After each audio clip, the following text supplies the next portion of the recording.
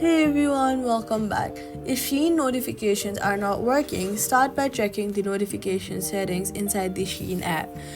Go to your profile icon first, then go to your settings. Once you're there, scroll down and then make sure that your notifications are turned on inside the SHEIN app as well.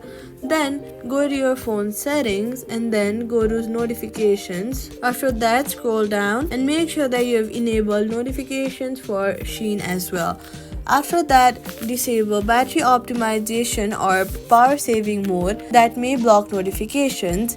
Then log out and log back in. To log out, go to the SHEIN app, click sign out and then sign in. Then restart your phone and at least try test again by checking order updates or messages, and that's it. Subscribe for more quick fixes.